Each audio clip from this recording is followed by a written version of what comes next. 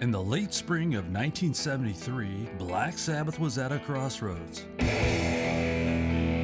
Their live album had been shelved, management wanted new material, and the band, still chasing the drug-soaked haze that had fueled Volume 4, made what seemed like a logical decision. Go back to Los Angeles. Same Bel Air mansion, same studio, same California high-grade toot. Their destination was the record plant. During the 1970s, this was the premier recording studio for the industry's biggest names, hosting everyone from Frank Zappa to Jimi Hendrix. But when Sabbath arrived, they found out they weren't the only musical heavyweights in the building. One of the biggest names on the planet was occupying the studio next door, Stevie Wonder. Wonder was in the middle of recording his landmark album, Intervisions. Wonder was untouchable in 1973. Intervisions would be his third album and a flawless 5-album run. This was Stevie Wonder at his absolute peak, and so the record plant belonged to him. The creative safe space Sabbath remembered from a year prior was gone. The studio was now dominated by a massive, room-filling monstrosity of cables and modules known as Tonto. The original New Timbral Orchestra was a massive synthesizer setup that looked more like a spaceship cockpit than an instrument. It took up so much room that Sabbath couldn't get all their gear in the studio. When Wonder was asked to look at how much space his rig was taking up, Wonder replied, "I don't see it." But little Stevie's keyboard wasn't their biggest problem. Their biggest enemy was the silence in their own heads. For the first time in his Sabbath career, Iommi had hit a creative wall. He later explained, "I couldn't come up with anything. It was just too much pressure for me. To have to be the only one that was coming up with ideas? Nobody else wants to do it. I had a mental block and I just couldn't get around it." This was uncharted territory. Their songs had mostly followed the same blueprint. Iommi brings in a riff, the band locks in, the track takes shape. His bandmates had ideas, but they stayed buried, held back by hesitation and self-doubt. This would begin to change with Sabbath Bloody Sabbath, but there, under the California sun, the creative well had run dry. Ozzy said, Tony was grumbling about doing all the work in the studio, which meant he had no personal life. He had a point, but then again, Tony loved being in the studio. Tony couldn't get enough of all that stuff. And no one ever argued with him because he was the band's unofficial leader. After a few weeks of frustration, the band decided to abandon Los Angeles and try back home in England. According to author Mick Wall, before leaving LA, Tony walked into a hairdresser's on Hollywood Boulevard and told them to cut his hair short. When he returned to the Bel Air mansion, he shaved off his mustache as well. A small act of reinvention, a physical reset meant to shake something loose. The mustache had been part of Tony's look for years. He originally grew it as a way to hide a childhood scar. When he was a kid, an older boy once chased him with a large spider. Tony ran down a gravel road, tripped, and slammed face first into the ground, ripping up his lip. The scar stayed, and the local kids wasted no time giving him a nickname, Scarface. The teasing bothered him so much that when he hit puberty, he grew a mustache to cover it up. He would keep his mighty stash for years until that day in Los Angeles. The band returned to the UK, but the riff blockage didn't let up. Iommi said, "We got back home to England all depressed." The other three thought, "That's the end of that now." I remember Geezer and Ozzy talking like it was all over. I panicked. I thought, blimey, it's never going to happen again. My God, I've lost it all. Geezer said, "If Tony's not coming up with anything, and they're not accepting any of my offerings, it's pointless to carry on. Maybe we've gone as far as we can go. Maybe this is how it all ends." As many times before, the Sab 4 just kept pushing forward.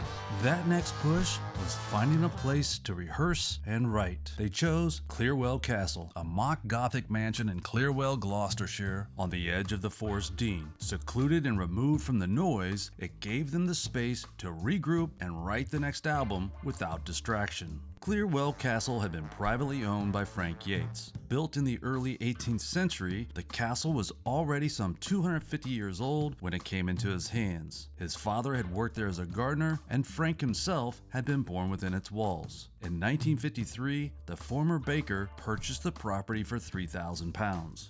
What he moved his family into was barely a home. No electricity, no real habitation, just stone walls and the wreckage left by a catastrophic 1929 fire. The Yates family lived in caravans on the grounds while the rebuild crawled forward. To fund the work, Yates opened the castle to the public. Weddings, medieval banquets, art shows, and other various community events.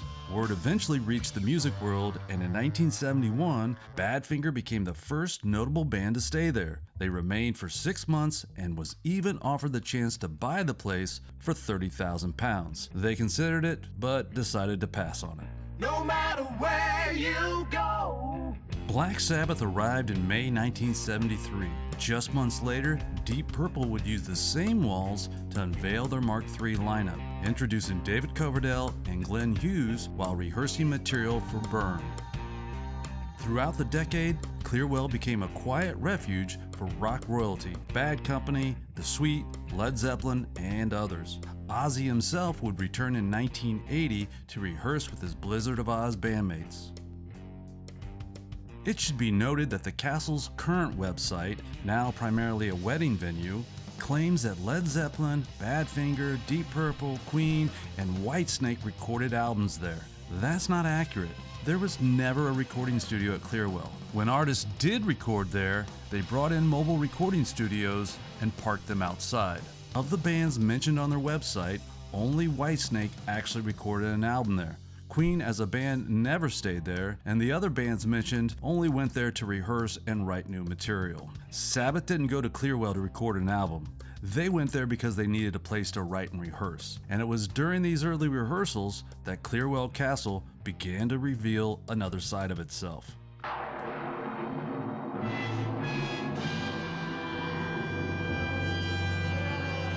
While playing in the dungeon, the band noticed a dark, cloaked figure walked past the doorway.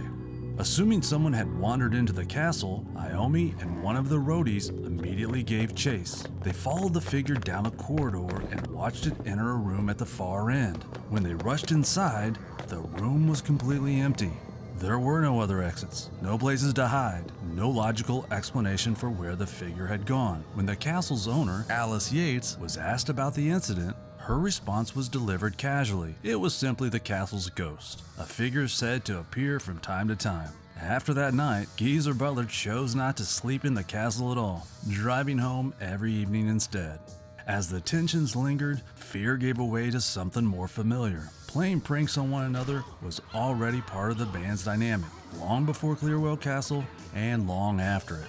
The setting simply gave their usual mischief a darker backdrop. With so much trickery in play, it often became difficult to tell where a genuine disturbance ended and another band's member joke began, further blurring the lines between imagination and reality inside the castle.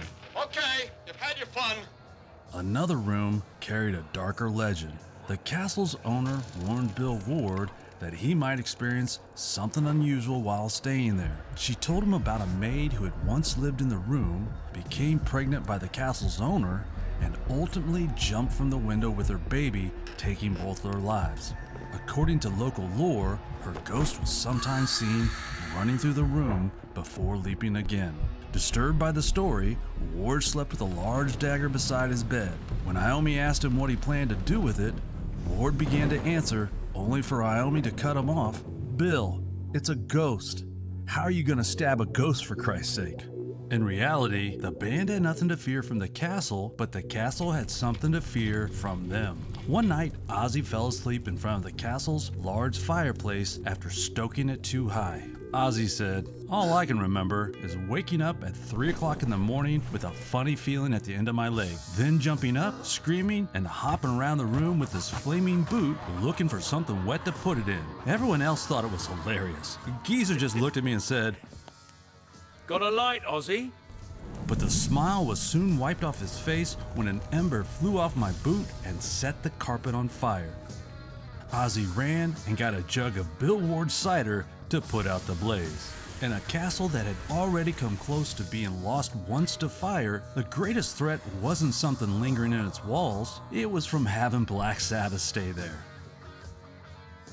Sadly, Frank Yates died in the castle he owned just a couple of weeks after Black Sabbath had left in late July 1973.